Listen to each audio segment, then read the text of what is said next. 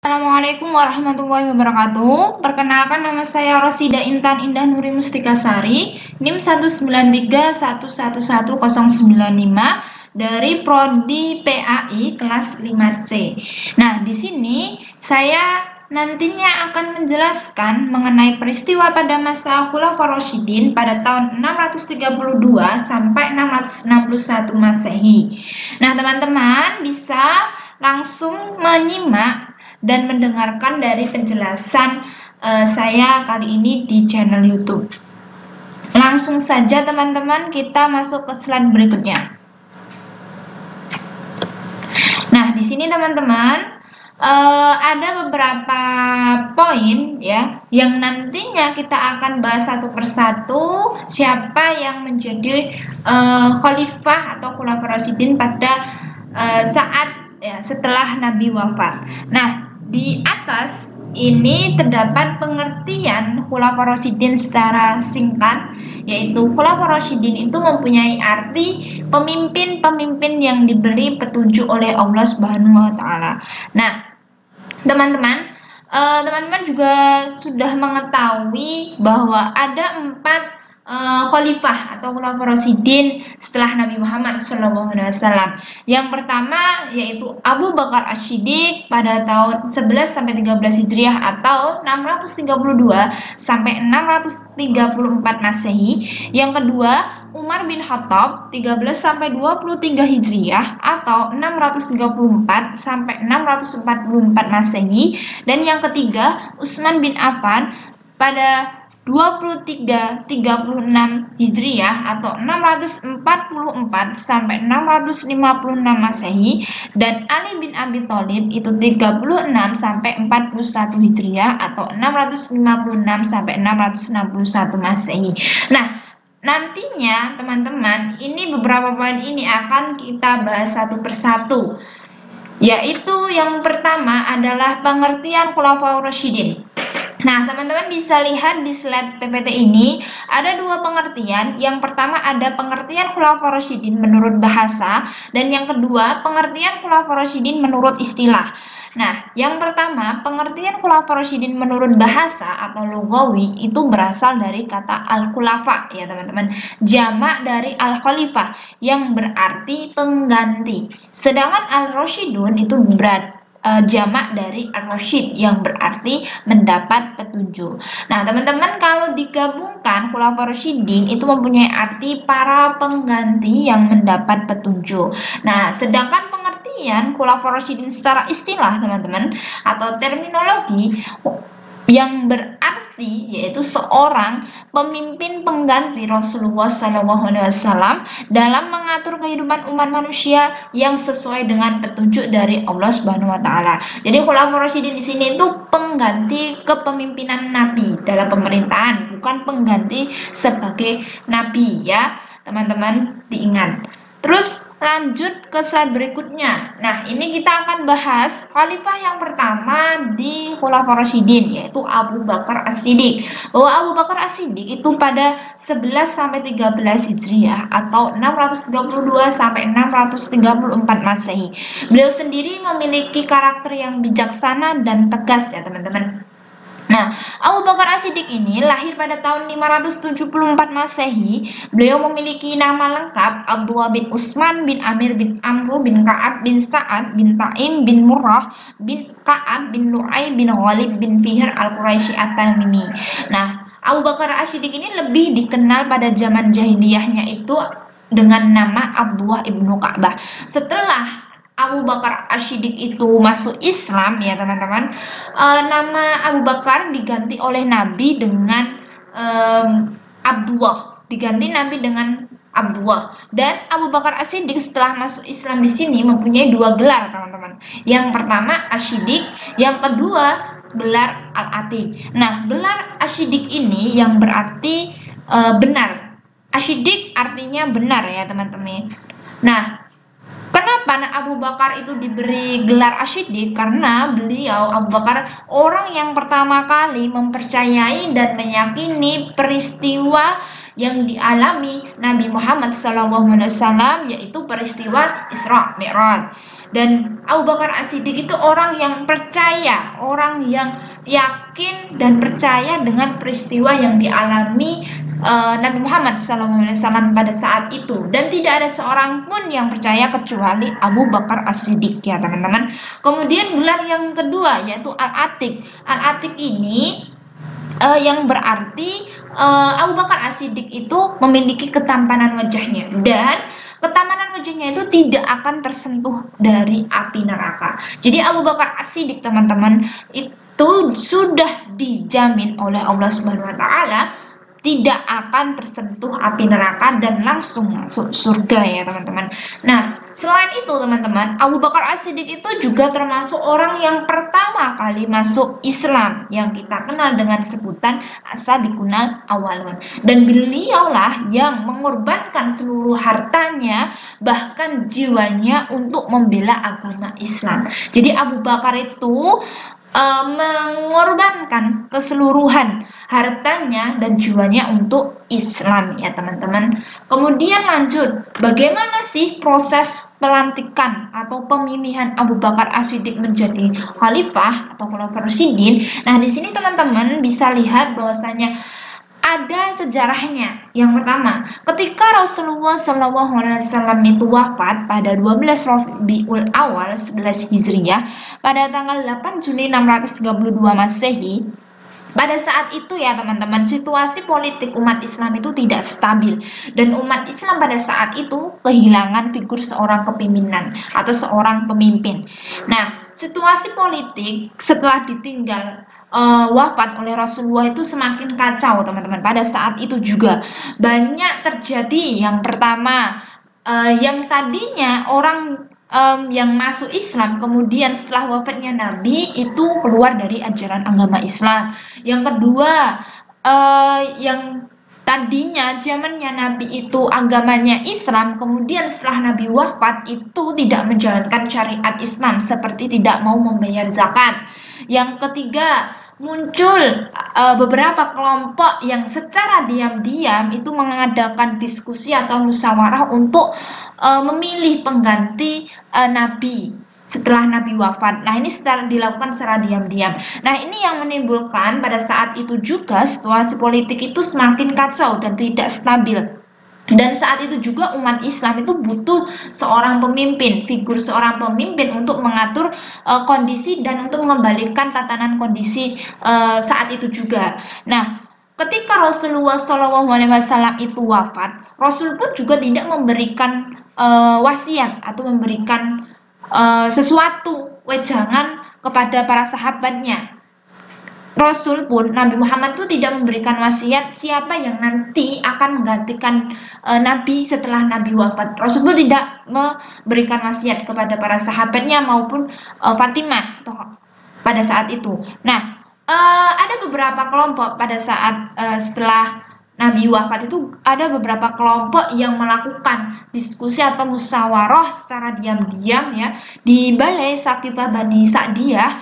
Nah, dua kelompok tersebut itu mengadakan diskusi untuk memilih pengganti kepemimpinan Rasulullah SAW. Nah, dua kelompok tersebut kita tahu bahwasanya kelompok Ansor dan kelompok Muhajirin. Nah, dua kelompok tersebut itu juga merasa menganggap kelompoknya itu yang paling pantas menduduki jabatan pemimpin setelah Nabi Muhammad. Nah, menurut kelompok Ansor sendiri bahwa kelompok Ansor lah yang paling pantas untuk menduduki jabatan kepemimpinan Nabi pada saat itu. Nah, menganggap bahwa kelompok Ansor itu telah menolong, telah mendukung dakwah Nabi SAW, menolong serta memberikan bahan makanan ketika Nabi SAW itu hijrah ke Madinah dan melindungi Nabi ketika Nabi diserang oleh kaum kafir Quraisy. Kelompok Ansor berpendapat seperti itu. Karena mereka menganggap bahwa mereka yang paling pantas menduduki jabatan itu karena mereka itu selalu menolong Nabi. Kemudian kaum Muhajirin juga berpendapat lagi, teman-teman. Kelompok Muhajirin ini juga berpendapat bahwa kelompok Muhajirin lah yang paling pantas dibandingkan kelompok Ansor karena kelompok Muhajirin itu orang yang pertama masuk Islam dan Nabi pun berasal dari kaum Muhajirin. Nah, ini yang menjadikan pertimbangan dari beberapa pendapat kelompok tadi, dan dua kelompok tersebut merasa masing-masing kelompoknya itu paling pantas, dan dua kelompok tersebut itu juga mencalonkan delegasinya, yaitu kalau di kelompok Ansor itu diwakili oleh Sa'ad bin Ubadah, sedangkan kalau Muhajirin itu diwakili oleh Abu Bakar As-Siddiq. Tetapi teman-teman, pada saat diskusi musyawarah itu beradu argumen pendapat dua kelompok tersebut, Abu Bakar dan Umar itu tidak ada di Balai Saqifah Bani Sa'diyah tersebut. Abu Bakar dan Umar itu masih mengurusi jenazah Rasulullah SAW. Jadi ketika berita adanya perkumpulan diskusi untuk memilih pengganti Rasulullah itu menyebar, Abu Bakar kaget, kemudian langsung menyusul pada saat itu juga ke Balai Saqifah Bani Sa'diyah, dan Abu Bakar menghentikan perundingan tersebut. Abu Bakar mengusulkan bahwa untuk memilih dua calon pemimpin, yaitu dari ketuanya itu kelompok Muhajirin, sedangkan wakilnya itu Ansor. Nah, tetapi usulan dari Abu Bakar ini ya teman-teman ditolak dua kelompok tersebut. Kemudian kelompok Ansor berpendapat bahwa pemilihan kepemimpinan pengganti Nabi itu dipilih atas dua pemimpin, yaitu dua pemimpin antara kelompok Muhajirin dan kelompok Ansor. Tetapi usulan dari Ansor inilah yang ditolak oleh Abu Bakar As-Siddiq pada saat itu, karena menganggap bahwa nantinya kalau dipilih dua orang itu akan terjadi perpecahan pada saat itu juga. Nah, akhirnya Abu Bakar ingat hadis Nabi yang pernah beliau ingat, yaitu pemimpin itu berasal dari Quraisy. Nah, dari itu Abu Bakar beserta Umar di situ, Abu Bakar menunjuk Umar untuk menjadi pemimpin. Ya, tetapi Umar pada saat itu menolak karena menganggap bahwa Abu Bakar masih ada, dan Abu Bakar inilah yang dekat dengan Nabi. Abu Bakar inilah yang tahu seluk-beluk bagaimana dakwahnya Nabi dan yang lain sebagainya. Nah, inilah Umar mengusulkan untuk Abu Bakar mengganti kepemimpinan Nabi setelah Nabi wafat. Nah, akhirnya kelompok Ansor dan Muhajirin menyetujui. Nah, ketika pelantikan Abu Bakar As-Siddiq itu, Umar menunjuk lebih dahulu membaiat Abu Bakar terlebih dahulu, kemudian disusul oleh Abu Ubaidah, kemudian setelah itu Abu Bakar dibaiat oleh kelompok Ansor dan Muhajirin di Balai Saqifah Bani Sa'diyah di saat itu juga ya teman-teman. Nah, di Balai Saqifah Bani Sa'diyah ini, baiat dari Abu Bakar As-Siddiq itu dinamakan baiat al-hasad, di mana karena hanya dilakukan oleh sekelompok kecil kaum muslim yang hadir di Balai Saqifah Bani Sa'diyah pada saat itu. Kenapa disebut baiat hasab itu? Karena dilakukan hanya kelompok kecil dan dilakukan di Balai Saqifah Bani Sa'diyah, teman-teman. Hanya Abu Bakar terpilih menjadi khalifah pada saat itu juga atas musyawarah bersama. Kenapa Abu Bakar itu dipilih menjadi khalifah? Ada alasannya, teman-teman. Yang pertama, Abu Bakar orang yang ditunjuk oleh Nabi Muhammad untuk menemaninya hijrah ke Yasrib. Yang kedua, Abu Bakar adalah orang yang ditunjuk olehnya untuk menggantinya menjadi imam dalam sholat. Jadi Abu Bakar itu orang yang ditunjuk Nabi untuk menemani dakwah, kemudian orang yang selalu menemani Nabi, orang yang selalu dekat dengan Nabi, kemudian orang yang menggantikan Nabi ketika Nabi sakit menjadi imam sholat. Kemudian yang ketiga, orang yang pertama kali percaya adanya peristiwa Isra Mi'raj yang dialami Nabi Muhammad. Orang yang keempat, orang yang tahu betul bagaimana dakwahnya Nabi. Apapun yang dinasehati Nabi, apapun itu, Abu Bakar orang yang paling terdekat dengan Nabi. Itulah kenapa Abu Bakar As-Siddiq dipilih menjadi khalifah pada saat itu atau khulafaur rasyidin. Nah, setelah Abu Bakar itu terpilih menjadi khalifah, Abu Bakar melakukan langkah-langkahnya dalam memimpin. Yang pertama, teman-teman, ada perbaikan sosial atau perbaikan sosial tatanan masyarakat. Nah, di sini ada langkah yang dilakukan oleh Abu Bakar As-Siddiq. Yang pertama, mengatasi orang yang tidak mau membayar zakat terdapat di zaman di mana pada saat itu, teman-teman, setelah Nabi wafat, itu banyak yang tadinya memeluk agama Islam pada zamannya Nabi. Kemudian setelah Nabi wafat itu, malahan orang-orang Arab itu keluar dari ajaran Islam dan tidak mau menjalankan syariat Islam atau yang ajaran yang pernah dilakukan oleh Nabi atau nasihat Nabi itu tidak dilaksanakan, seperti tidak mau membayar zakat. Akhirnya Abu Bakar menindaklanjuti dari permasalahan tersebut dengan memeranginya. Nah, itu yang dilakukan oleh Abu Bakar dalam perbaikan tatanan sosial masyarakat. Kemudian permasalahan yang kedua adalah langkah kedua adalah memerangi kaum murtad.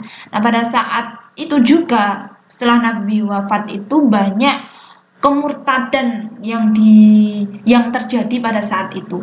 Banyak orang yang Islam, yang tadinya Islam itu, kemudian setelah Nabi wafat mereka keluar dari ajaran agama Islam. Mereka menganggap bahwa saya beragama Islam pada zaman Nabi saja, dan setelah Nabi wafat saya tidak beragama Islam. Ya, seperti tidak mau membayar zakat tadi. Saya membayar zakat ketika Nabi masih ada, tetapi setelah Nabi tidak ada, saya tidak akan membayar zakat. Nah, ini yang menjadi permasalahan pada saat itu juga, dan Abu Bakar menindaklanjuti dari permasalahan tersebut.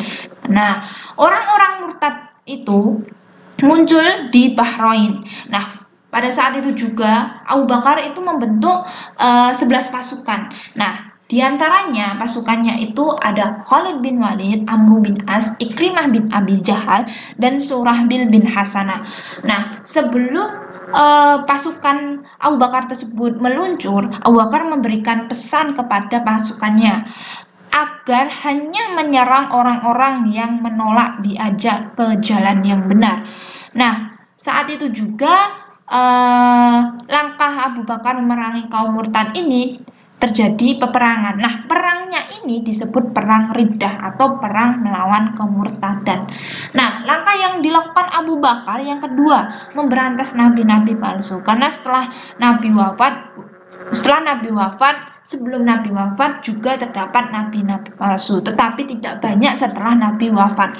Karena mereka juga memanfaatkan meninggalnya Nabi Muhammad untuk dijadikan sebuah ladang, ya, untuk memecah Islam. Nah, ini yang menjadikan Abu Bakar harus menindaklanjuti mengenai permasalahan-permasalahan pada saat itu juga.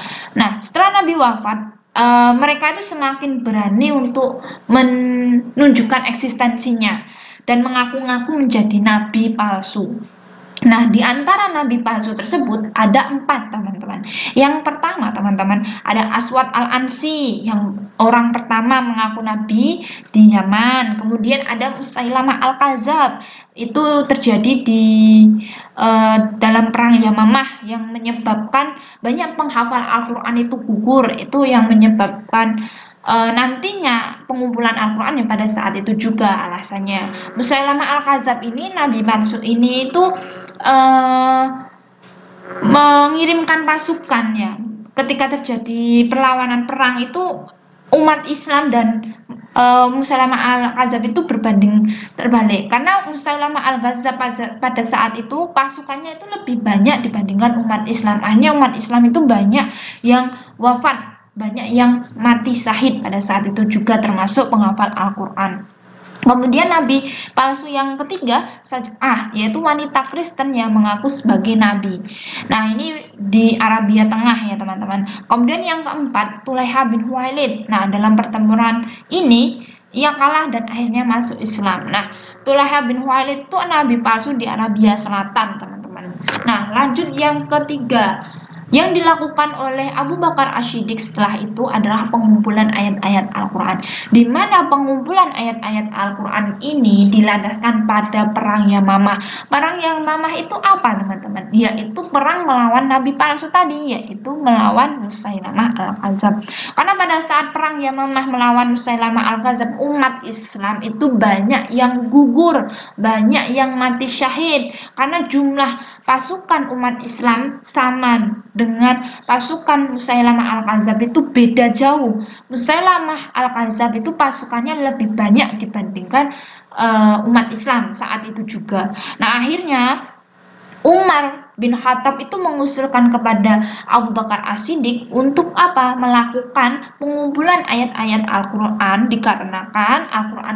dikarenakan khawatir Al-Quran itu nantinya akan musnah. Nah, dari usulan tersebut teman-teman, Abu Bakar itu menolak. Kenapa? Karena Abu Bakar itu belum pernah dicontohkan oleh Nabi Muhammad dalam pengumpulan ayat-ayat Al-Quran, dan Abu Bakar juga takut kalau nantinya tidak sesuai apa yang dicontohkan oleh Rasulullah. Nah, ini yang menjadikan Abu Bakar itu menolak usulan Umar pada saat itu.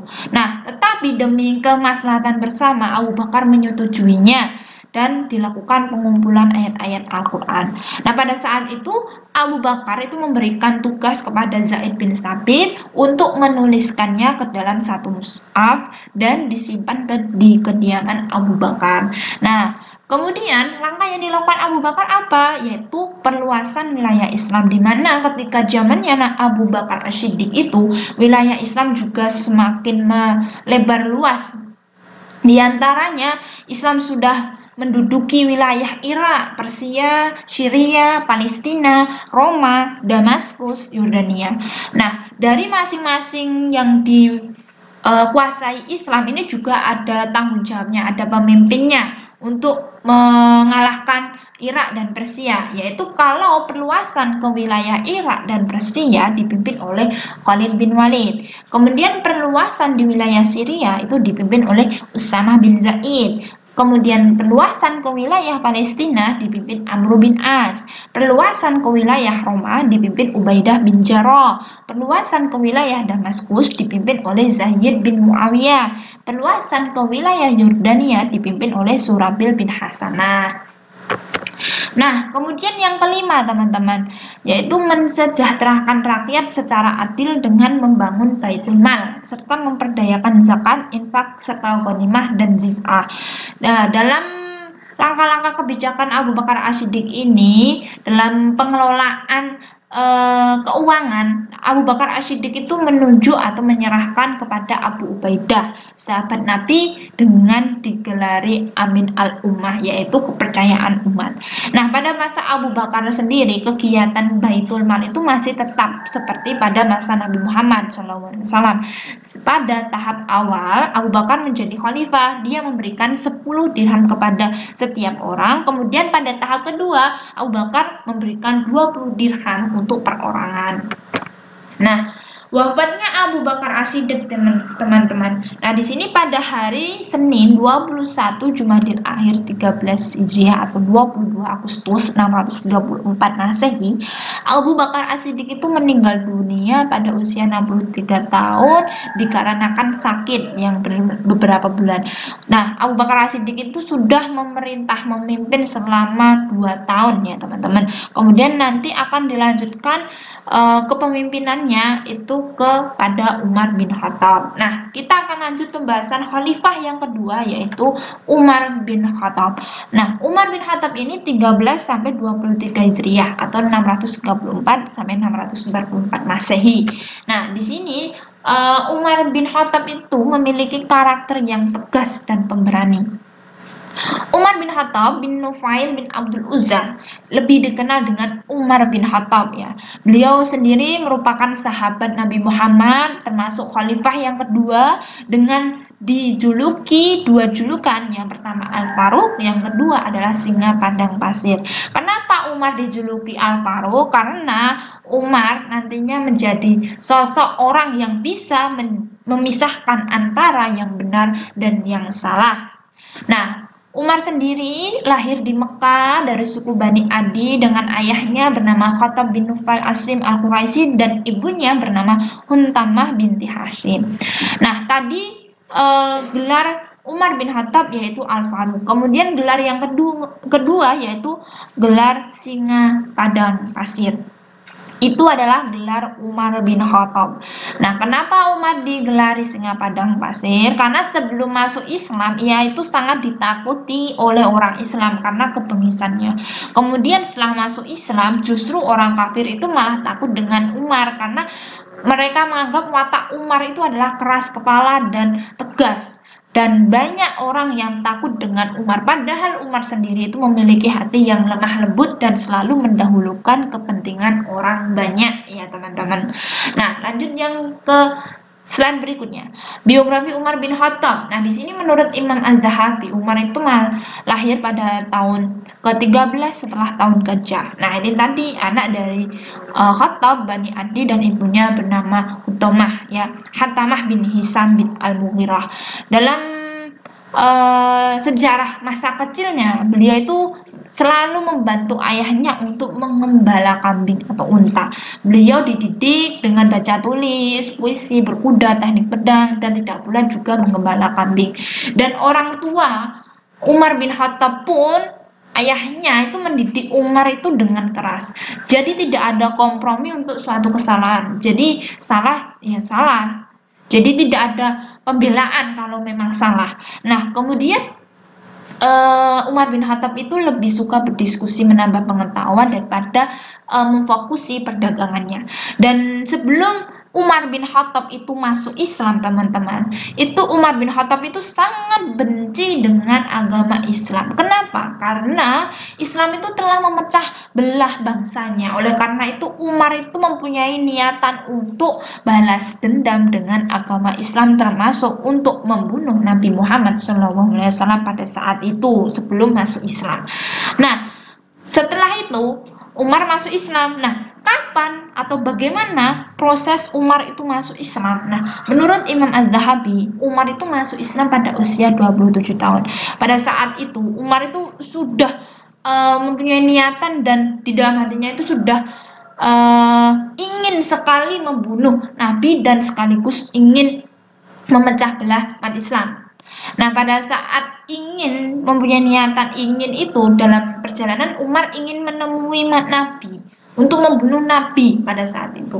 Nah, ketika dalam perjalanan Umar itu dihadang oleh Nu'aim bin Abdullah. Nah, Nu'aim di sini menanyai Umar bin Khattab, kemana wahai Umar? Kemudian Umar menjawab, saya akan membunuh Nabi Muhammad. Nah, pada saat itu Nu'aim menjawab, wahai Umar, sebelum kamu membunuh Nabi Muhammad, kamu harus tahu bahwa adikmu telah masuk Islam, yaitu Fatimah. Nah, mendengar berita dari Nu'aim bin Abdullah ini, Umar langsung naik darah ya. Umar langsung sangat marah pada saat itu juga. Akhirnya Umar berganti arah jalannya ke rumah adiknya, yaitu Fatimah. Nah, Umar setelah sampai ke rumah adiknya itu ya, Umar mengetuk pintunya dan adiknya pada saat itu juga, suami adiknya Fatimah itu sedang membaca ayat Al-Quran, yaitu surat At-Toha 1-8. Dan pada saat itu juga adiknya Umar itu membukakan pintu dan mengatakan, kenapa kamu masuk Islam? Nah, begitu pada saat itu. Ketika mendengar bacaan dari adik iparnya itu, Umar tanya kepada adik iparnya, apa yang kamu baca? Nah, adik iparnya itu menjawab, ini Al-Quran, firman Allah yang memberikan petunjuk. Surat Toha. Nah, itu dijelaskan pada saat itu juga Umar mendengar bacaan Al-Quran surat Toha 1-8. Kemudian saat itu juga hati Umar itu terenyuh ya, berkata kepada adik iparnya, tolong temukan saya kepada Nabi Muhammad. Akhirnya adik iparnya itu bersedia menemani Umar bin Khattab untuk menemui Nabi Muhammad untuk menyatakan keislaman. Nah, ketika itu Nabi Muhammad kan berada di rumah Arqam bin Abi Arqam, di mana di situ tempat perkumpulan umat Islam pada saat itu. Nah, Umar diajak ke situ oleh adik iparnya untuk menemui Nabi.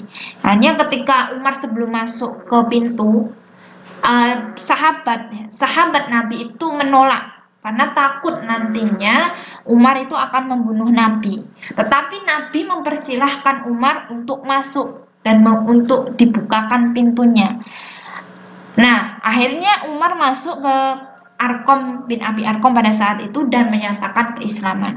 Dan semua para sahabat pada saat itu sangat gembira karena masuknya Umar ini sebagai benteng atau pelindung agama Islam. Sebelum masuknya Umar ke Islam, ke dalam agama Islam ini, Nabi Muhammad itu berdoa kepada Allah untuk mengirimkan untuk menunjukkan salah satu pemimpin yang nantinya menjadi pelindung agama Islam.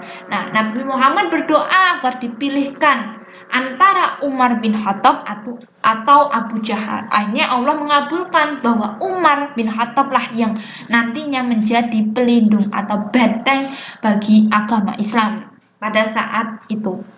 Nah, akhirnya Umar masuk Islam, dan Umar ketika masuk Islam itu Umar langsung berani mengemukakan dirinya bahwa dirinya sudah masuk Islam ke kaum kafir Quraisy pada saat itu. Nah, hal ini yang menjadikan nantinya Umar itu jasa-jasa Umar itu sangat tinggi, dan agama Islam itu menjadi jaya-jayanya itu pada masa Umar bin Khattab. Nah, ketika Umar masuk Islam itu, Umar itu juga mengusulkan kepada Nabi, ya, pada saat itu kan dakwah Nabi secara sembunyi-sembunyi. Nah, Umar mengusulkan kepada Nabi untuk melakukan dakwah secara terang-terangan, tetapi Nabi menolak atas usulan Umar tersebut karena Nabi Muhammad SAW itu takut karena belum diperintah oleh Allah Subhanahu wa taala. Nah, hal ini yang menjadikan Umar itu lebih berani daripada Nabi. Nah, kemudian pada masa Umar tersebut, Umar itu selalu mengikuti perang, termasuk perang Badar, Khandaq, Uhud, dan yang lain sebagainya. Dan Umar sendiri itu terang-terangan masuk Islam, berani mengemukakan bahwa dirinya masuk Islam dan berani hijrah. Nah, dari masuknya Islam ini ya, Umar berani dan berbeda dengan Nabi. Bahkan seringkali pendapatnya menjadi sebab turunnya ayat. Contohnya seperti ayat tentang tawanan perang. Ini yang dilandaskan dari usulan Umar kepada Nabi. Kemudian ayat tentang hijab, ayat tentang istri-istri Nabi. Nah, ini yang menjadi usulan Umar itu menjadi sebab turunnya ayat. Contohnya ayat mengenai dakwah terang-terangan. Sebelum turun ayat dakwah secara terangan, Umar itu sudah mengusulkan kepada Nabi Muhammad untuk melakukan dakwah secara terang-terangan. Tetapi Nabi Muhammad belum berani karena belum diperintah oleh Allah Subhanahu wa taala. Nah, ini cerita masuknya Umar ke dalam agama Islam. Nah, bagaimana terpilihnya Umar menjadi khalifah yang kedua? Nah, ketika Abu Bakar As-Siddiq itu sakit ya, dan merasa dirinya itu tidak akan lama lagi ya, akhirnya Abu Bakar As-Siddiq itu segera memilih pemimpin sebagai gantinya. Karena Abu Bakar As-Siddiq itu juga tidak ingin peristiwa pada saat Abu Bakar menjadi khalifah di Sakifah Bani Sa'diyah itu terulang lagi. Abu Bakar takut kalau nantinya terulang lagi pada masa itu. Nah, akhirnya Abu Bakar mencalonkan yakini Umar bin Khattab menjadi pengganti Abu Bakar. Nah, sebelum mencalonkan Umar ini, Abu Bakar itu mengajak diskusi beberapa sahabat, contohnya Abdurrahman bin Auf, Utsman bin Affan, Thalhah bin Ubaidillah, dan masih banyak lagi. Nah, menurut Abdurrahman bin Auf ini, dialah yang mempunyai pandangan terbaik, tetapi dia terlalu keras. Menurut Utsman bin Affan, isi hatinya lebih baik daripada lahirnya. Tak ada orang yang seperti dia di kalangan kita. Thalhah ibnu Ubaidillah juga mengemukakan pendapatnya. Sudah Anda lihat bagaimana ia menghadapi orang, padahal Anda ada di sampingnya. Bagaimana pula kalau sudah Anda tinggalkan? Nah, dari beberapa pendapat sahabat itu ya, teman-teman, ada pendapat lain dari Sa'id ibnu Zaid bin Amir, Usaid bin Uzair, dan beberapa pemuka Muhajirin dan Ansor bahwa Umar itu juga pantas menduduki jabatan khalifah setelah Abu Bakar wafat. Tetapi pada saat itu juga ya, akhirnya Umar ditunjuk dan menjadi khalifah pada saat itu juga. Tetapi ada beberapa kelompok yang tidak suka dengan Umar bin Khattab karena Umar itu dianggap sangat tegas dan keras kepala, karena akibatnya beberapa kelompok itu juga tidak menyukai Umar. Tetapi Umar tetap menjadi khalifah setelah Abu Bakar As-Siddiq. Jadi pemilihan Umar itu ditunjuk atau sudah dipilih Abu Bakar sebelum Abu Bakar itu wafat. Tetapi pemilihan Abu Bakar itu dimusyawarahkan, dan pemilihan itu berdasarkan musyawarah, kalau Umar itu berdasarkan ditunjuk oleh Abu Bakar sendiri. Akhirnya Umar menjadi khalifah yang kedua untuk meneruskan kepemimpinan Abu Bakar As-Siddiq. Nah, apa yang dilakukan Umar setelah menjadi khalifah? Yang pertama, mengatur seluruh strategi perluasan Islam, bahkan pada beberapa hal sampai strategi teknis. Kemudian yang kedua, menegakkan keadilan tanpa pandang bulu, menindak orang-orang yang zalim dengan tegas. Kemudian membentuk hakim di kota besar, Syam, Madinah, Mesir, Persia. Kemudian membentuk lembaga keuangan. Kemudian mengendalikan seluruh sistem pemerintahan. Menekankan keimanan dan tanggung jawab sosial di atas pribadi, hidup sederhana, keteladanan kepada seluruh wakil-wakil di daerahnya. Nah, ini ceritanya ada kebijakan Umar untuk menekankan keimanan ya. Umar melarang memberi zakat pada mu'alaf. Penanggalan hijriah yang dimulai dengan hijrahnya Nabi, hijrahnya umat Islam, talak 3 sekali ucapan, pembagian harta ghanimah tersentral, dan membentuk departemen keuangan, melakukan sensus penduduk, dan penghapusan nikah mut'ah, melarang mengumpulkan hadis, kemudian membiarkannya. Jadi ini kebijakan-kebijakan Umar bin Khattab dalam memerintah selama 10 tahun, teman-teman. Umar bin Khattab itu memimpin selama 10 tahun menjadi khalifah. Nah, selanjutnya di sini juga terdapat kemajuan yang dicapai oleh Umar. Di antaranya, ketika Umar memerintah, kekuasaan Islam itu semakin tumbuh, semakin pesat. Islam mengambil alih Mesopotamia dan sebagian Persia dari tangan dinasti Sasanid.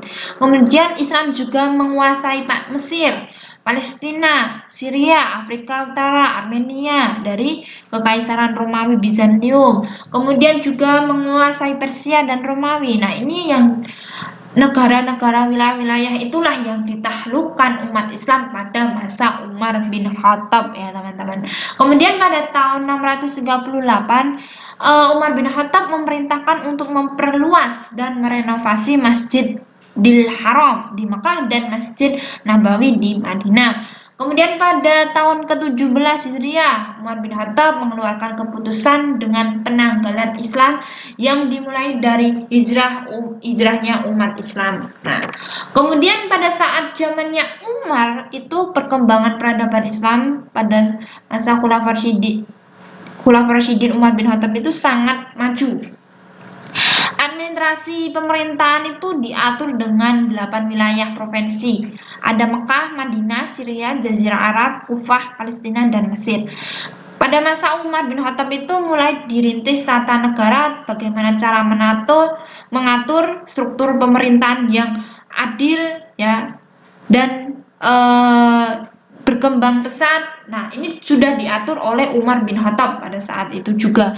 Pada masa Umar bin Khattab itu kondisi politik Islam itu juga stabil. Usaha perluasan wilayah Islam memperoleh hasil yang gemilang. Kemudian pada masa Umar bin Khattab perluasan daerah juga sangat cepat.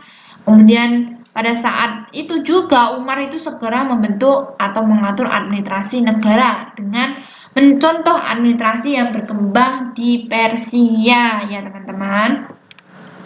Nah, pada masa Umar bin Khattab juga mulai berkembang lembaga formal yang disebut lembaga penerangan pembinaan hukum Islam. Nah, di masa inilah terbentuknya sistem atau badan kemiliteran. Karena telah banyak daerah yang dikuasai Islam, maka tentunya butuh penataan administrasi pemerintahan. Umar membentuk lembaga pengadilan di mana kekuasaan itu dipegang oleh hakim atau qadhi. Nah, hakim-hakim yang ditunjuk Umar ini pun juga harus mempunyai reputasi yang baik dan integritas dan kepribadian yang baik pula. Di antara hakim yang ditunjuk Umar untuk menempati wilayah Madinah, Basrah, Palestina, dan Kufah, kalau hakim yang ditunjuk Umar itu adalah Zaid ibnu Sabit yang menempati hakim di Madinah atau qadhi di Madinah, Ka'ab ibnu Sur al-Azdi itu qadhi Basrah, Ubadah ibnu Samit sebagai qadhi Palestina, dan Abdullah ibnu Mas'ud itu qadhi di Kufah. Nah, empat inilah yang menjadi hakim di menempati wilayah-wilayah yang ditunjuk Umar pada masa pemerintahan Umar bin Khattab. Nah, pada masa Khalifah Umar bin Khattab, perluasan Islam itu kan meliputi berbagai wilayah, ya. Di antara ada Arabia, Syria, Mesir, dan Persia. Karena wilayah Islam itu bertambah semakin luas, Umar berusaha mengadakan penyusunan pemerintahan Islam dan peraturan pemerintahan yang tidak bertentangan dengan syariat Islam. Kemudian Umar merencanakan administrasi tata negara, susunan kekuasaannya yaitu ada Amirul Mukminin, ya, berkedudukan di ibu kota Madinah, gubernur atau wali, kemudian ada tugas pokok pejabat dan membentuk dewan-dewan negara. Nah, dalam khalifah dalam kepemimpinan Khalifah Umar bin Khattab ini perkembangan ekonomi itu sangat maju ya teman-teman. Karena Umar tadi sudah mengatur administrasi negara dengan baik, dengan mencontoh administrasi yang ada di Persia. Kemudian Umar juga sudah mengatur tata tertib sistem pembayaran gaji dan pajak tanah. Kemudian juga pengadilan itu didirikan untuk memisahkan lembaga yudikatif dengan eksekutif. Kemudian juga Umar itu mendirikan Baitul Mal, menempa mata uang, dan membuat tahun Hijriah. Nah, ini yang mengakibatkan perkembangan ekonomi pada masa Umar bin Khattab itu stabil, dikatakan stabil dan tidak ada kekacauan. Nah, perkembangan pengetahuan pada masa Khalifah Umar bin Khattab. Karena pada masa Khalifah Umar bin Khattab, sahabat yang sangat berpengaruh itu tidak diperbolehkan untuk keluar daerah kecuali atas izin dari Umar. Nah, jadi kalau di antara umat Islam yang ingin belajar hadis harus pergi ke Madinah. Berarti bahwa penyebaran ilmu dan pengetahuan para sahabat dan tempat pendidikan adalah terpusat di Madinah. Dengan meluasnya wilayah Islam sampai keluar Jazirah Arab, Khalifah itu memikirkan pendidikannya, yaitu dengan mendirikan tempat-tempat ibadah seperti masjid dan yang lain sebagainya, yang nantinya itu dijadikan sebagai pusat pendidikan. Nah, Umar bin Khattab itu merupakan seorang pendidik yang melakukan penyuluhan pendidikan di kota Madinah. Dan beliau atau Umar bin Khattab itu juga mengangkat guru-guru di setiap daerah untuk ditugaskan mengajarkan isi Al-Quran dan ajaran Islam seperti fikih kepada penduduk yang belum masuk Islam, kepada penduduk yang belum mengetahui ilmu tersebut. Nah, akhirnya perkembangan pengetahuan pada masa Umar itu dikatakan sangat maju dan sangat stabil. Kemudian wafatnya Umar bin Khattab. Nah, di sini teman-teman, wafatnya Umar bin Khattab itu dikarenakan dibunuh, ya, dicekik, ya, dibunuh oleh budak Persia. Nah, masa pemerintahan Umar bin Khattab ini selama 10 tahun, 6 bulan. Dari tahun 13 Hijriah sampai 634 Masehi, sampai tahun 23 Hijriah atau 644 Masehi. Umar bin Khattab wafat pada usia 64 tahun. Selama pemerintahannya, Umar dimanfaatkan untuk menyebarkan ajaran agama Islam, memperluas kekuasaannya ke seluruh semenanjung Arab. Nah, pada tahun 644 Masehi ini, Umar ditikam oleh budak Persia milik Mughirah ibn Syu'bah, yaitu Abu Lu'lu'ah. Abu Lu'lu'ah ini membunuh Umar, mentikam Umar pada saat Umar itu lagi sholat. Nah, Abu Lu'lu'ah ini kenapa membunuh Umar? Karena Abu Lu'lu'ah itu tidak puas atas keputusan Umar menyangkut nasibnya. Nah, ini akibatnya Umar dibunuh oleh Abu Lu'lu'ah. Abu Lu'lu'ah itu membunuh dengan pedang yang di dalam pedangnya itu terdapat obat yang dapat secara cepat atau racun yang cepat membunuh Umar. Nah, sebelum Umar itu meninggal, Umar sendiri itu sudah memilih 6 dewan, 6 orang yang nantinya akan menjadi penggantinya. Nah, 6 orang ini disebut Dewan Syura. Ya, Dewan Syura ini bertugas untuk memilih pengganti Umar setelah wafat. Dan Umar berpesan kepada 6 anggota ini agar jangan memilih anaknya menjadi khalifah, karena Umar takut kalau seandainya Umar memilih anaknya itu akan nantinya diteruskan dan itu akan menimbulkan nepotisme dari banyak kalangan. Nah, ini yang menjadikan Umar bin Khattab menjadi khalifah yang sangat bijaksana. Sampai sebelum wafatnya, Umar itu sudah berpesan kepada sahabat-sahabatnya. Nah, 6 anggota tadi teman-teman, ada Utsman, Ali, Thalhah, Zubair, Sa'ad bin Abi Waqqas, dan Abdurrahman bin Auf. Nah, kemudian dilanjut Utsman bin Affan. Nah, Utsman bin Affan ini khalifah yang ketiga dari tahun 23 sampai 36 Hijriah atau 644 sampai 656 Masehi. Nah, di dalam Khalifah Utsman bin Affan ini terdapat ceritanya, teman-teman. Nah, Utsman bin Affan itu lebih dikenal dengan baik hati, dermawan, arif, bijaksana, pintar. Nah, Khalifah Utsman bin Affan ini nama lengkapnya adalah Utsman bin Affan bin Abil As bin Umayyah dari suku Quraisy. Utsman bin Affan ini memeluk agama Islam itu karena ajakan dari Abu Bakar, sahabat dekatnya Nabi Muhammad SAW. Karena Utsman, kita ketahui bahwa Utsman itu adalah saudagar yang kaya. Nah, setelah masuk Islam, Utsman ini menyerahkan seluruh hartanya untuk membela agama Islam. Nah, setelah masuk Islam sendiri, Utsman bin Affan ini juga diberikan gelar oleh Nabi, yaitu Dzunurain. Dzunurain artinya orang yang memiliki 2 cahaya. Kenapa 2 cahaya? Karena menikahi 2 putri Rasulullah SAW. Nah, putrinya salah satunya yaitu ada Ruqayyah dan Ummu Kulsum. Nah, ini cerita singkat dari Utsman bin Affan.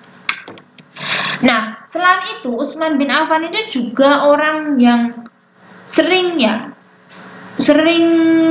diutus, sering diamanai untuk menuliskan wahyu yang diturunkan oleh Allah kepada Rasul. Nah, ini pada masa pemerintahan Abu Bakar sampai Umar. Jadi Utsman ini tuh sering ditunjuk untuk menuliskan wahyu yang diturunkan oleh Allah. Pada masa Umar, pada masa Abu Bakar, Utsman itu yang menjadi pemimpin dari penulisan wahyu yang diturunkan oleh Allah kepada Nabi Muhammad. Nah, Utsman ini menjadi penulis yang utama. Utsman dipercaya memegang kumpulan surat-surat penting dan rahasia-rahasia yang sangat besar.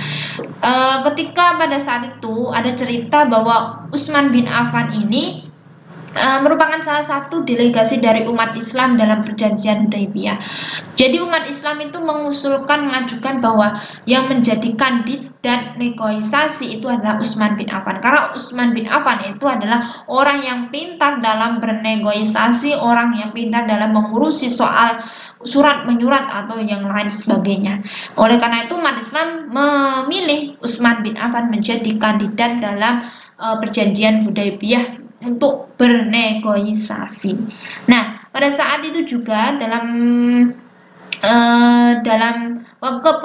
kepemimpinan Khalifah Utsman bin Affan, sebelum Utsman itu diangkat menjadi khalifah, Utsman itu selalu memberikan sesuatu kepada yang membutuhkan. Dan dalam riwayat Qutadah, barang-barang yang didermakan Utsman bin Affan itu tidak kurang dari 1000 pikulan unta. Jadi maaf teman-teman, Utsman bin Affan ini adalah sosok yang sangat dermawan. Tidak pandang bulu, Utsman memberikan sejumlah hartanya kepada yang sangat membutuhkan, terlebih lagi untuk agama Islam. Utsman bin Affan membeli sumur mata air dengan nama sumur Raumah dari orang Yahudi yang disedekahkan kepada umat Islam nantinya ketika mendapati musibah dalam kesukaran air pada masa paceklik. Nah, ini yang menjadikan sejarah cerita biografi dari Utsman bin Affan. Nah, di sini juga ya Utsman bin Affan ini merupakan sahabat dari Nabi Muhammad SAW, dan Utsman bin Affan ini lahir pada tahun ke-6 tahun Gajah. Kira-kira 5 tahun lebih muda dari Rasulullah SAW. Tadi Utsman bin Affan itu juga diberi gelar oleh Nabi yaitu Dzunurain, memiliki 2 cahaya, yaitu menikahi 2 putri Rasulullah sekaligus, yaitu Ruqayyah dan Ummu Kulsum. Jadi khalifah-khalifah yang dipilih seperti Khalifah Abu Bakar, Umar, Utsman ini juga memiliki gelar. Abu Bakar diberikan gelar oleh Nabi Asy-Siddiq dan Al-Atiq, sedangkan Utsman bin Affan diberikan gelar oleh Nabi yaitu Dzunurain, sedangkan Umar bin Khattab diberikan gelar yaitu Singa Padang Pasir, Al-Faruq, dan ada gelar dari penduduk pada saat itu yaitu Amirul Mukminin. Nah, kemudian bagaimana proses pemilihan pemilihan Utsman bin Affan sebagai khalifah? Nah, ini teman-teman. Pasca Umar bin Khattab itu wafat kan, Umar itu kan membentuk dewan 6 anggota yaitu Dewan Syura. Nah, Dewan Formatur ini yang nantinya sebagai pengganti Umar pada saat itu, yaitu diantaranya ada Utsman bin Affan, ada Ali bin Abi Thalib, Tolha, Zubair, dan Sa'ad bin Abi Waqqas, dan Abdullah. Nah, tim formatur ini diketuai oleh Abdurrahman bin Auf. Mereka berkumpul dalam satu rumah selama 3 hari untuk pemilihan pengganti dari Abu Bakar Umar bin Khattab. Nah, melalui hasil pemilihan itu melalui hasilnya itu juga sangat ketat. Dalam memilih itu juga sangat ketat karena harus dinilai betul-betul siapa yang pantas meneruskan kepemimpinan Umar pada saat itu. Nah, akhirnya sidang syura atau Dewan Syura itu memberikan mandat kekhalifahan kepada Utsman. Utsman merupakan khalifah yang sangat lama dalam menjabatnya yaitu 12 tahun. Pada tahun 644 sampai 656 Masehi, dan sejarah pun mencatat bahwa tidak seluruh masa kekuasaannya itu menjadi saat yang baik dan sukses baginya. Jadi para penulis sejarah juga menganggap bahwa pemerintahan Utsman itu menjadi 2 periode, yaitu ada 6 tahun terakhir itu merupakan masa kejayaan, dan 6 tahun terakhir itu merupakan masa pemerintahan yang kurang baik. Jadi pada saat itu kenapa Utsman dipilih menggantikan kepemimpinan Umar bin Khattab? Karena Utsman sendiri itu sudah tahu betul bagaimana cara memimpin. Utsman sendiri juga sudah pernah ditunjuk oleh Umar, ditunjuk oleh Abu Bakar, terlebih lagi pada zaman Nabi. Dan Utsman sendiri itu juga sudah tahu bagaimana menjadi pemimpin, menemukan cari solusi ya, dan sebagainya. Dan Utsman juga seorang yang sangat bijaksana dan adil sekaligus dermawan bagi semua orang. Nah, ini yang menjadikan Utsman itu terpilih menjadi khalifah. Kenapa tidak Ali bin Abi Thalib? Karena pada saat itu Ali bin Abi Thalib itu masih muda. Kalau dipilih Ali bin Abi Thalib nanti tidak bisa mengemban amanahnya dengan baik. Pada saat itu kenapa Ali tidak dipilih ya, karena Ali belum menguasai betul mengenai kepemimpinan dan yang lain sebagainya. Nah, ini yang menjadikan dasar tim formatur itu memilih Utsman bin Affan. Nah, Utsman bin Affan ini menjabat menjadi khalifah selama 70 tahun ya. Usia 70 tahun hingga usia 82 tahun. Jadi Utsman itu umur 70 tahun diangkat menjadi khalifah selama 12 tahun memerintah dan meninggal atau wafatnya berumur 82 tahun. Masa kekhalifahan Utsman ini paling lama di antara ketiga khalifah, yaitu kalau Abu Bakar 2 tahun, Umar itu 10 tahun, dan Utsman ini 12 tahun. Nah, peristiwa pelantikan Utsman ini pada bulan Muharram tahun 24 Hijriah dan dilakukan setelah selesai sholat di Masjid Madinah. Nah, bagaimana pencapaian apa saja yang dilakukan ya, yang dihasilkan oleh Khalifah Utsman bin Affan? Nah, pada masa Khalifah Utsman bin Affan itu kan terjadi perbedaan ya, terjadi ketidakseragaman ya, qiraat, dan menimbulkan suatu perpecahan. Nah, pada saat itu juga orang yang tahu adanya perbedaan itu adalah Hudzaifah bin Zaman. Hudzaifah bin Zaman ini langsung melaporkan kepada Utsman bin Affan kalau ada permasalahan mengenai ketidakseragaman qiraat dan menimbulkan suatu perpecahan.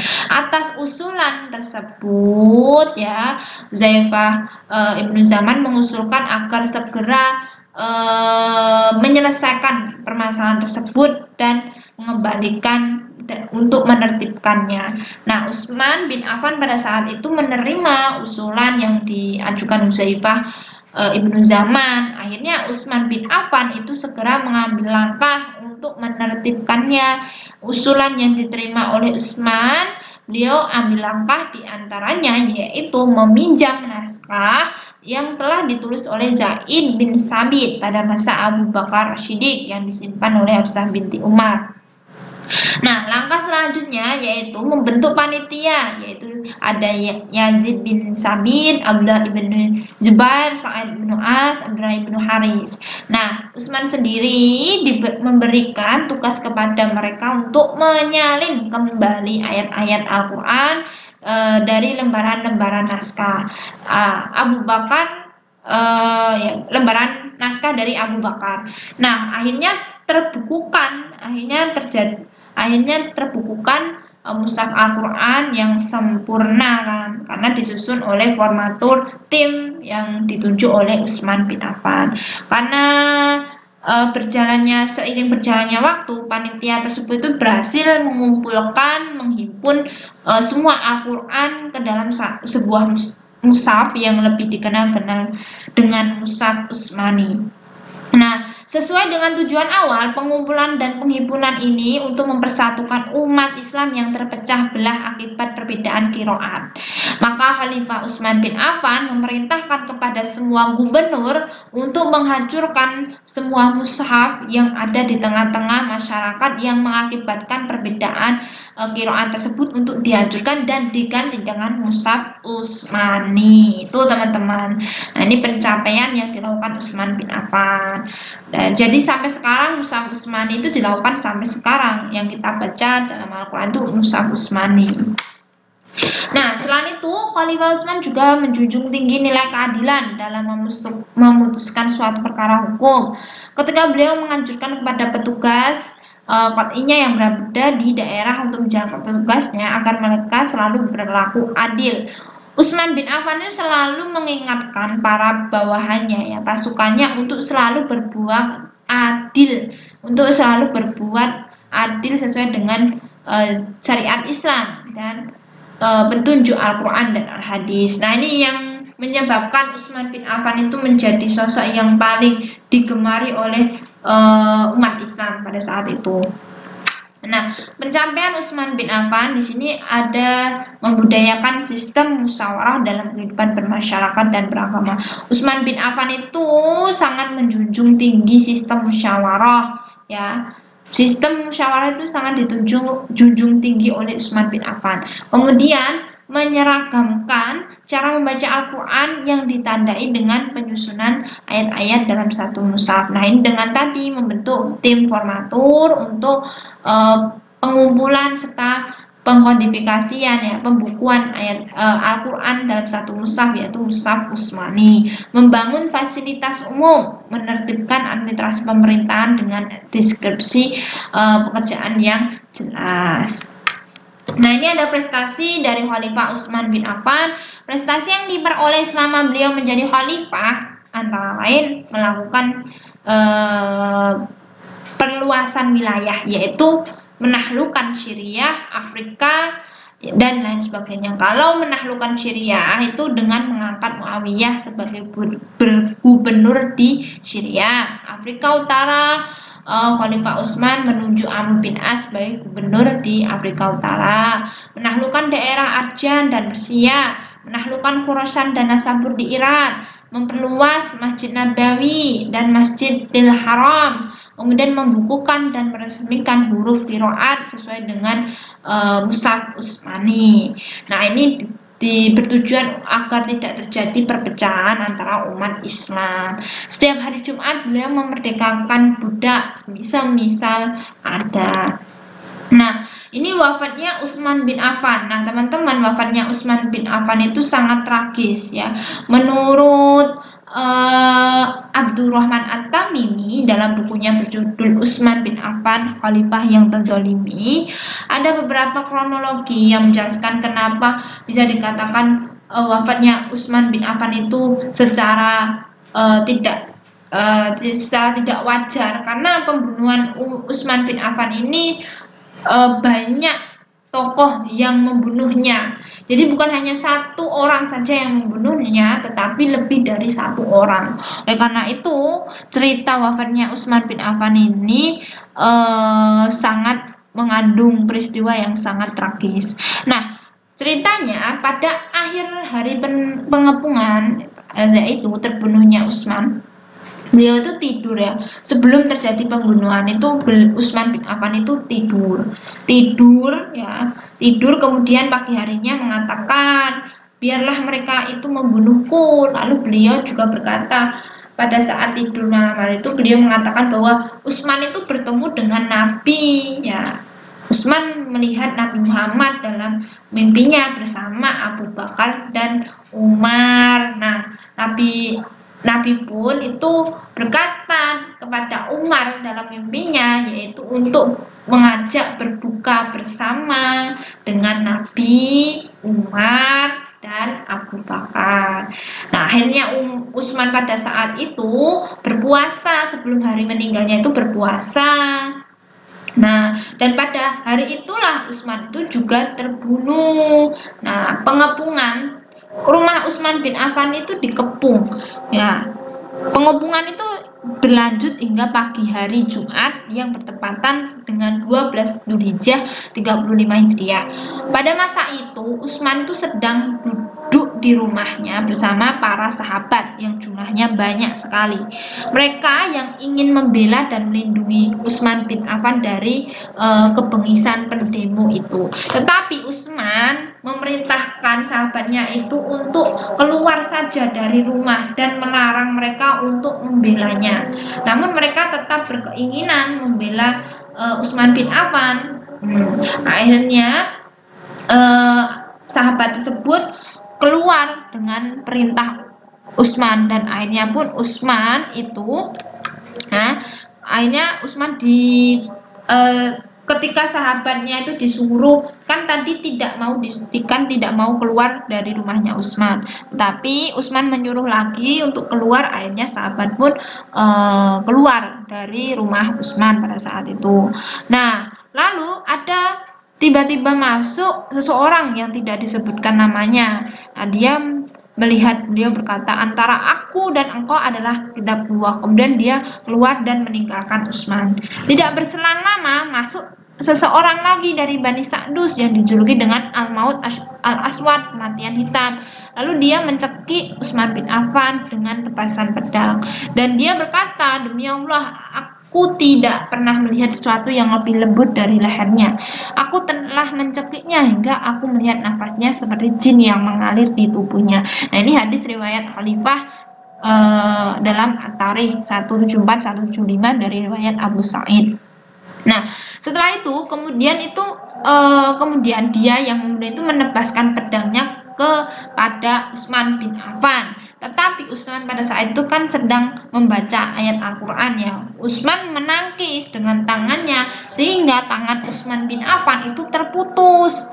Nah, tangan Utsman bin Affan terputus itu sampai darah-darah Utsman itu berceceran sampai ke mushaf yang beliau baca, yaitu Al-Qur'an. Nah, hal itu yang menjadikan pembunuhan Utsman bin Affan itu sangat tragis, itu seperti itu.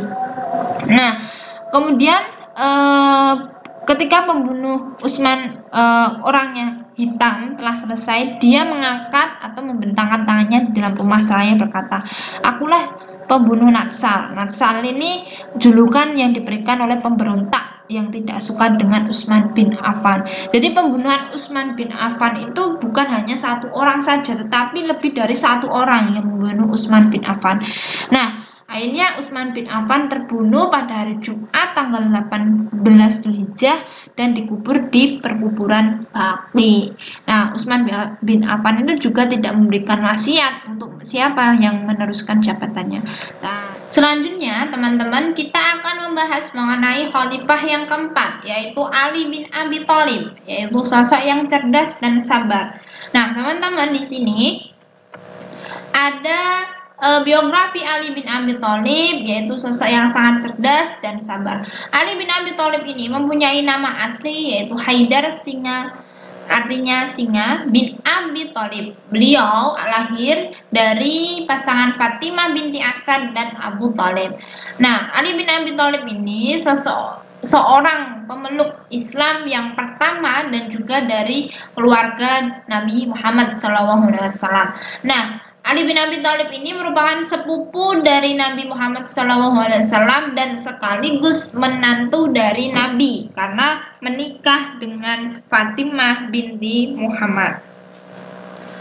Ali bin Abi Thalib adalah seorang ilmuwan yang sangat cerdas. Rasulullah mengatakan, "Anna Madinatul ilm wa aliyu babuha." Saya adalah kota ilmu dan Ali adalah pintu gerbangnya. Ali bin Abi Thalib merupakan khalifah terakhir setelah Utsman bin Affan. Nah, di sini bahwa Ali bin Abi Thalib itu merupakan orang yang paling awal memeluk agama Islam, yang berasal dari sepupu Rasulullah SAW, dan juga khalifah terakhir dalam kekhalifahan Khulafaur Rasyidin menurut pandangan Sunni. Namun bagi Islam Syiah, Ali adalah khalifah pertama dan juga imam pertama dari 12 imam Syiah. Nah, Ali dilahirkan di Mekah, daerah Hijaz, Jazirah Arab pada tanggal 13 Rajab. Menurut sejarawan, Ali itu dilahirkan 10 tahun sebelum dimulainya penabian Nabi Muhammad, sekitar 600 Masehi, dan beliau bernama Haidar bin Abu Thalib. Tetapi Nabi Muhammad tidak menyukainya dan memanggil namanya Ali, yang berarti memiliki derajat yang tinggi di sisi Allah. Nah, ketika itu Rasulullah mulai menyebarkan agama Islam dan Ali pada saat itu berusia 10 tahun. Namun Ali itu mempercayai Rasulullah dan menjadi orang yang pertama masuk Islam di golongan anak-anak. Pada masa remajanya banyak dihabiskan dengan belajar, kemudian menggali ilmu bersama Rasulullah SAW, sehingga Ali tumbuh menjadi pemuda yang cerdas, berani dan bijak karena didikan oleh Rasulullah SAW. Sebagaimana yang dikatakan oleh Rasulullah sendiri bahwa Ali itu adalah sebagai kunci pembuka gerbang, dan gerbang dari kunci tersebut itu adalah Ali, dan gudang dari ilmu itu adalah Rasulullah SAW. Nah, bagaimana proses pemilihan Khalifah Ali bin Abi Thalib ketika Utsman bin Affan tadi dibunuh, ya, ditikam oleh beberapa orang yang tidak diketahui, susah diketahuinya. Nah, setelah Utsman bin Affan itu terbunuh, masyarakat itu beramai-ramai datang dan membaiat Ali bin Abi Thalib menjadi khalifah. Beliau diangkat melalui pemilihan pertemuan terbuka. Orang yang pertama kali membaiatnya adalah Tolha, kemudian diikuti dengan Zubair, dan di kemudian hari diikuti oleh kaum Muhajirin dan Ansor.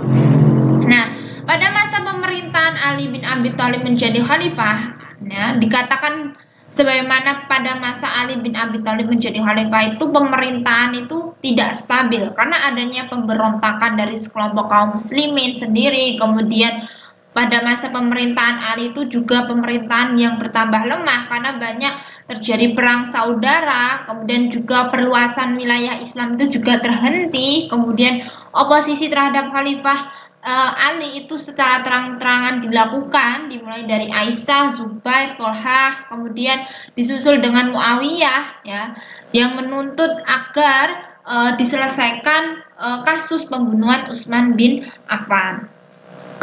Dan mereka mengancam Ali bin Abi Thalib kalau tidak diselesaikan akan terjadi peperangan dan akan melawan Ali bin Abi Thalib. Nah, tuntutan yang sama juga dilakukan oleh Muawiyah. Nah, bahkan ia memanfaatkan peristiwa berdarah itu untuk menjatuhkan legalitas Ali bin Abi Thalib. Nah, dengan membangkitkan kemarahan rakyat menuduh Ali bin Abi Thalib itu sekongkol dengan pembunuh Utsman. Nah, jika Ali tidak dapat menemukan, menghukum pembunuh yang sesungguhnya, nah, nanti Ali itu akan diperangi. Nah, akan tetapi tuntutan mereka itu tidak dikabulkan oleh Ali bin Abi Thalib. Pertama, karena tugas utama yang mendesak dilakukan dalam situasi kritis yang penuh intimidasi seperti saat itu, yaitu memulihkan, ya, ketertiban dan mengonsolidasikan kedudukan kekhalifahan. Terus, kenapa ditolak Ali? Karena Ali yang kedua, menghukum para pembunuh bukanlah perkara yang mudah.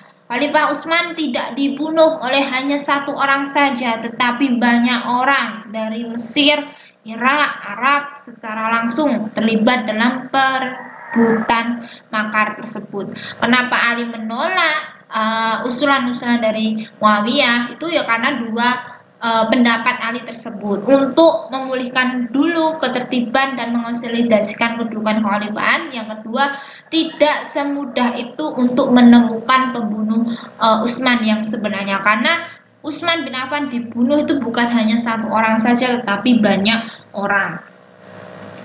Nah, tantangan yang pertama, ya, dilakukan oleh tantangan pertama yang akan diselesaikannya ialah yang datang dari pihak Aisyah dan kawan-kawannya, yaitu Tolha dan Zubair.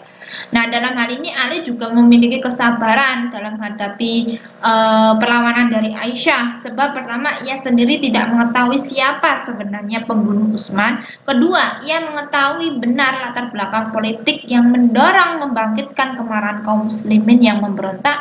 Dan yang ketiga, ia tidak mengetahui dengan tepat siapa sesungguhnya oknum yang menggerakkan pemberontakan. Nah, kita ketahui bahwa Ali sendiri itu adalah seorang yang zahid dan soleh, ya. Tidak dapat bertindak hanya atas dasar dugaan dan prasangka saja semata. Hukum ya harus benar-benar dijatuhkan kepada pihak yang benar-benar terbukti salahnya.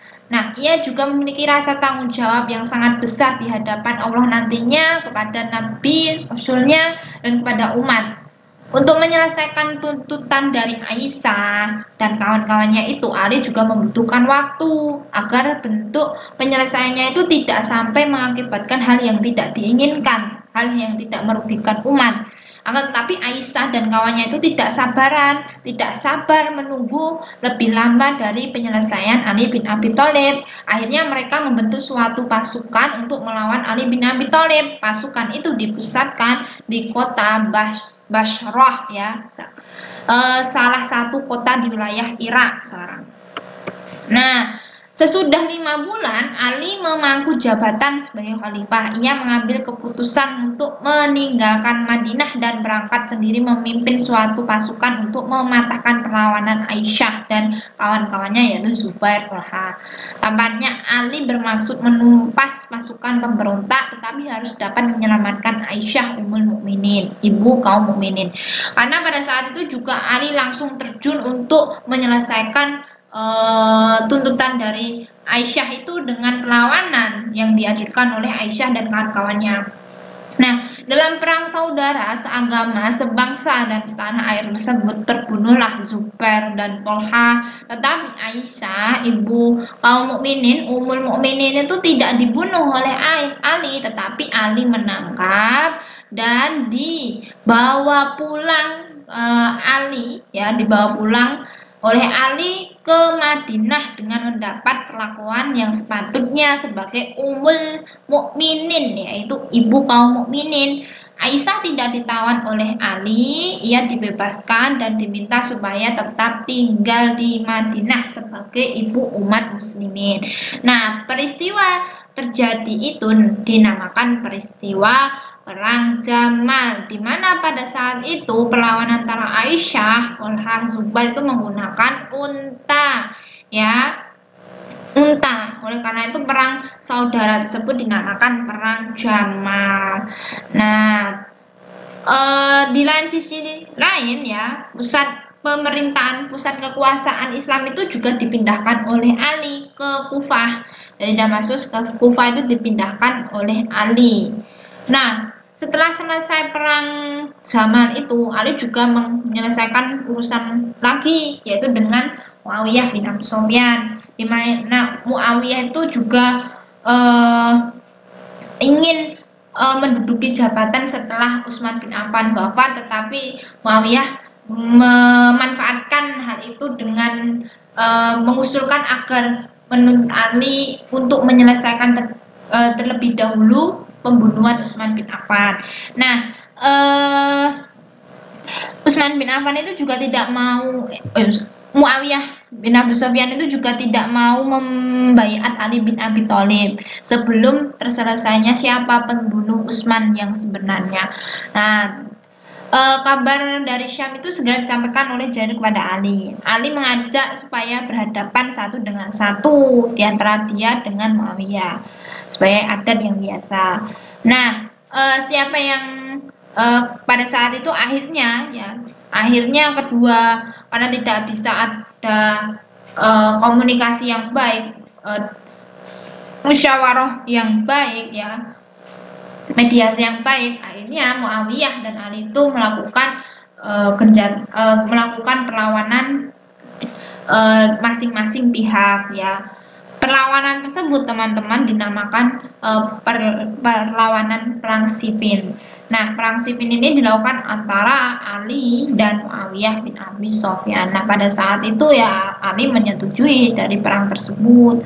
Akhirnya Ali bersama pengikutnya, pasukannya, melawan Muawiyah bin Abi Sufyan. Tetapi pada saat itu Muawiyah itu sudah tidak bisa bergerak. Muawiyah itu sebenarnya sudah menyerah, tetapi karena pasukannya Muawiyah itu lebih sedikit. Tetapi pada saat terdesaknya itu Muawiyah atas usul dari Amr itu untuk mengangkat mushaf Al-Quran. Nah, atas usul dari Amr itu Muawiyah itu mengusulkan untuk menaikkan Al-Quran dalam perang tersebut. Nah, Muawiyah mengatakan, ya, Muawiyah dan Amr itu mengatakan bahwa berhentilah perang, mari kita berhukum kepada kitab Allah. Nah, melihat Al-Quran dinaikkan itu, tentara Ali itu, ya, lemah, karena Ali juga tidak kuasa. Kalau sebenarnya Al-Quran sudah dinaikkan, berarti Ali ya harus meredakan perlawanan tersebut. Nah, sebenarnya kalau tidak dihentikan oleh Ali, juga pasukan Ali itu menang. Tapi Muawiyah itu terdesak, akhirnya mengangkat Al-Quran tersebut. Menurut keyakinan Ali, itu hanya tipu daya musuh saja. Mereka mengangkat Al-Quran hanyalah tipuan belaka agar selamat dari peperangan. Nah, dari itu Ali itu kan mengutus Asyad bin Qais ya untuk menemui Muawiyah, menanyai, maksudnya kalian mengangkat Al-Quran di atas kepala tombak itu apa? Muawiyah menjawab, ini supaya perkara ini dihukumkan saja menurut hukum kitabullah, yaitu diadakan utusan dari kedua belah pihak, disuruh keduanya membicarakan menurut kitabullah. Mana yang diputuskan oleh kedua orang yang diutus itu, itulah yang kelak diikut bersama. Tidak dilawan lagi. Usul Muawiyah itu diterima Asy'ad lalu disampaikan kepada Ali. Sebelum Ali menyatakan, ya sebelum Ali berpendapat itu, pasukan Ali itu malahan secara tergesa-gesa itu menyatakan telah menjawab setuju. Padahal Ali belum menjawab setuju, tetapi pasukan Ali itu mengatakan setuju. Mendengar itu, orang Islam berkata, utusan kami adalah Amr ibn As atau Amri bin As. Tetapi dari pihak Ali itu utusannya dinamakan Abu Musa Asy'ari. Nah, sebenarnya Ali bin Abi Thalib itu tidak suka dengan Abu Musa Asy'ari, karena Abu Musa Asy'ari yang menurutnya itu Abu Musa Asy'ari itu ya juga tidak disenangi oleh Ali bin Abi Thalib. Nah, sebelum utusan itu berkumpul ya, dua utusan itu kan berkumpul di Daumatul Janfal. Nah, sebelum utusan berkumpul itu diadakan gencatan senjata ya. Akhirnya dua utusan itu berkumpul di Daumatul Jandal untuk membahas ya, untuk mencari perdamaian. Keduanya datang di situ untuk mencari perdamaian, menghentikan peperangan sesama Islam. Dan mereka itulah setuju melakukan perdamaian tersebut. Setelah habis perkataan itu, mereka pun setujulah atas menjatuhkan Ali dan Muawiyah ya. Muawiyah dalam jabatannya. Jadi kedua kelompok itu sama-sama menjatuhkan Ali dan Muawiyah. Setelah sampai di tempat berkumpul, Abu Musa menyuruh Amr lebih dahulu berkata di hadapan banyak orang dan menerangkan kesepakatan mereka. Amr menjawab, adakah patut saya berdiri lebih dahulu dari engkau, padahal engkau lebih dahulu memeluk Islam, lebih dahulu hijrah, padahal engkau yang diutus oleh ahli Yaman pada Rasulullah. Engkau lah yang patut lebih dahulu berbicara di hadapan orang banyak, setelah itu barulah saya. Nah, itulah kelicikan dari Amr bin As menyuruh Abu Musa Asy'ari itu untuk berpendapat lebih dahulu. Akhirnya Abu Musa Asy'ari secara kesepakatan tadi, yaitu untuk menjatuhkan jabatan antara Ali dan Muawiyah itu dijatuhkan, tidak memiliki jabatan lagi. Nah, yang ditunjuk pertama kali bicara itu adalah Abu Musa Asy'ari. Nah, ini yang menjadikan kelicikan dari Amr bin As, strategi Amr bin As dalam bernegosiasi.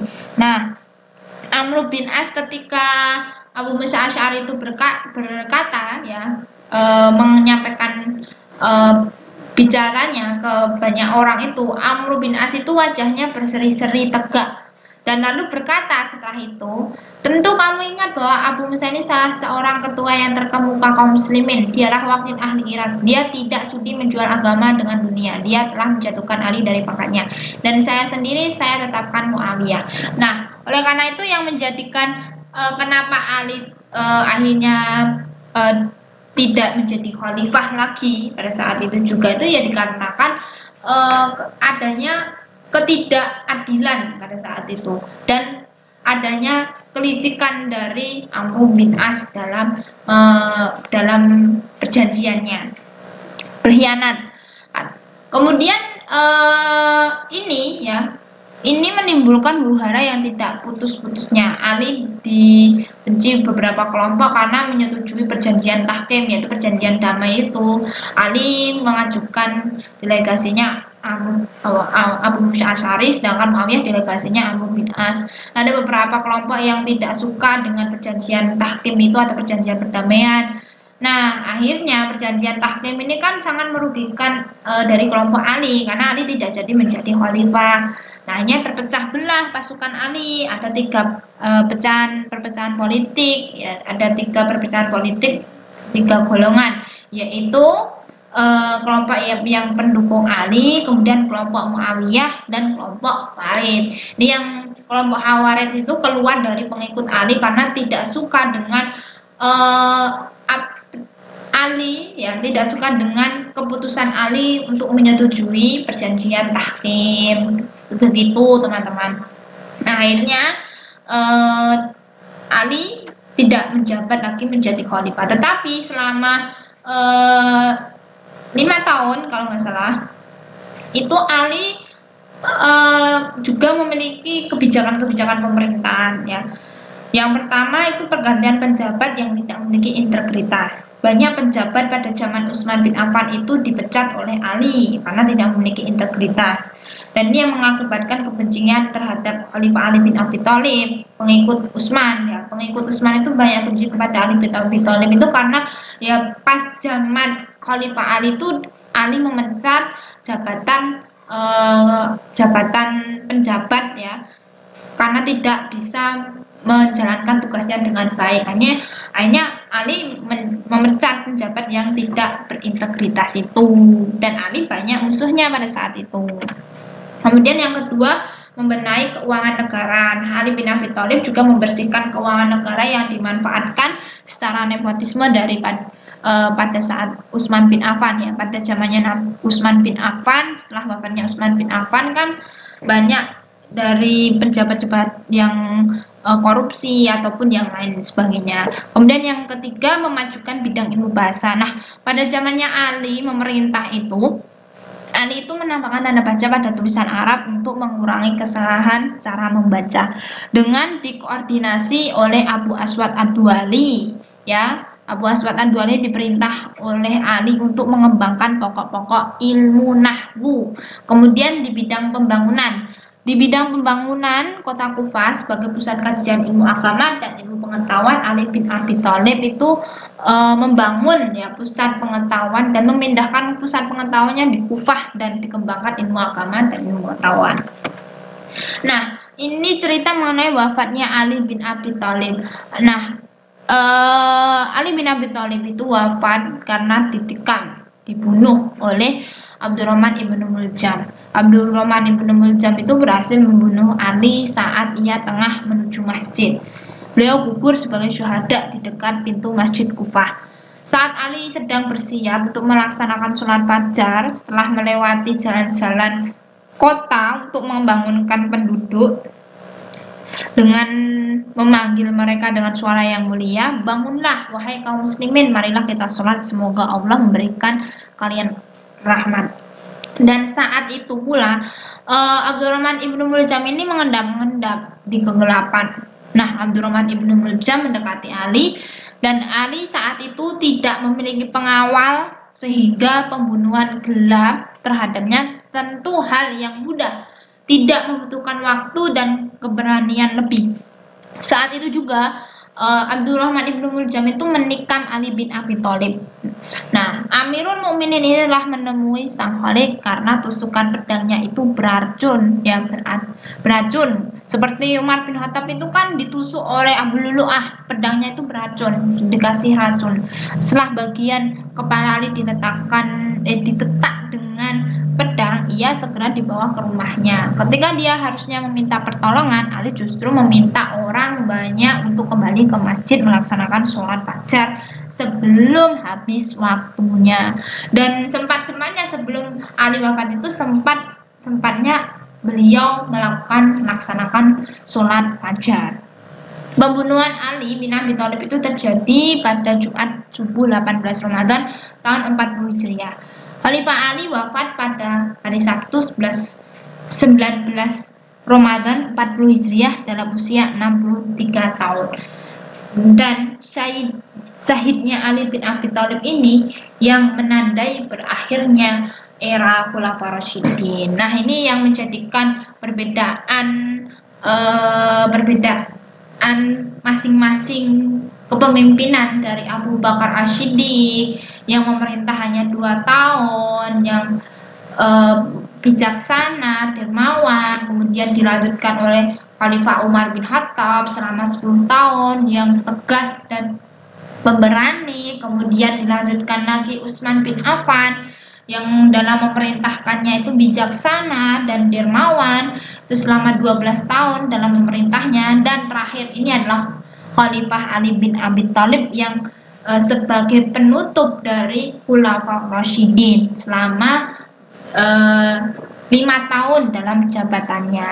Nah, ini penjelasan mengenai Khulafaur Rasyidin beserta sejarah-sejarahnya. Sekian dari saya, apabila ada salah kata mohon dimaafkan, dan saya mengucapkan terima kasih kepada teman-teman yang sudah mendengarkan dan menyimak penjelasan saya kali ini. Saya mengucapkan terima kasih juga teman-teman sudah like, subscribe, dan komen di channel YouTube saya. Dan semoga ilmu yang saya share, ilmu yang saya bagikan ini bisa bermanfaat bagi kita semua dan bisa dijadikan referensi bagi kita semua.